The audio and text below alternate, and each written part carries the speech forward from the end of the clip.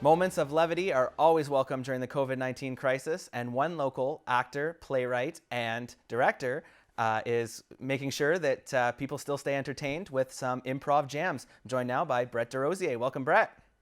Hello. Well, thank you so much, Gabriel. I almost said welcome, Gabriel, to your own show. Well, thank you very much. Now, let's talk a little bit about you've been hosting improv jams for several years now, but now you've migrated to an online platform due to current circumstances. So why don't you tell me about how that's been going?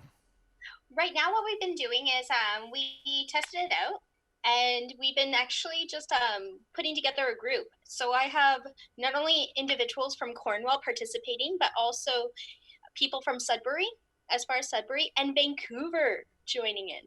So what we do is I set up a Zoom link, and then we combine together, we chat for a few moments, and then we end up coming up with ideas for different scenarios to play out. We can't physically do the playing out, which we love doing. Whenever you're doing improv, you get body, mind, and soul all involved. Right now, we could only do talking heads. All right, so let's elaborate a little bit more on that. Obviously, that process is completely different, but obviously you're adjusting. Yes, we're trying to figure out which games work best as we continue on, and which ones can really, really make you think outside the box in regards to performing. So this is a big step, is just trying to think of narration games, things that have more at times one to two individuals performing at that moment, and we all take turns trying something out, which is really, really good. And we also try and listen in to what the other person is doing during that moment. That's essential to improv for sure. So how many people have you been getting in general for per jam? Right now, 8, and then I've just been asked for several other people to join in on it, which is really nice. You don't want too many people, because whenever there's too many people, it's like cat wrangling. So you're pulling people back in because they might go off on a tangent while someone else is performing, right? So you don't want like an excessive amount of people. You want a good number, which is Absolutely. between 8 and maybe 14. So if people are interested in maybe hopping on or trying this out, how can they do so?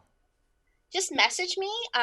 You could send me a message through my email account, which is miss.d@outlook.com, or you can even Facebook message me. I'm totally cool with that. And I've been sharing also like a little poster, so you're always welcome to check that out. I Excellent. know you, Gabe. All right. So obviously, as I alluded to at the very beginning, this is a very welcome thing during times like these. But let's talk a little bit about what improv can benefit. There is actually a lot of different ways that it can benefit an individual. It it allows you to actually be very creative and thinking on the spot, because sometimes we freeze whenever we're talking in the public. I've actually have coached people from all different avenues of careers. It doesn't necessarily need to be only for people who love theater or stand up. It can actually benefit. I had one person who works in the hospital who used to join us for improv. Right now they're really busy, but they would actually join us for improv because they felt as though they were in a position where they needed to learn how to really talk and engage to people, engage the community. So I've trained people from nurses to pharmacy technicians to editors of like newspapers to individuals who are retired teachers, retired government workers. Like it doesn't have to necessarily only be for theater people. And Excellent. it's also a good avenue just to like let your mind loose and be as creative as you want to be, if that makes sense. It absolutely does. And just finally, we know that on the youth side, you were working on a play for the Ottawa Fringe Festival. Unfortunately, that's been canceled, but the show must go on. Exactly.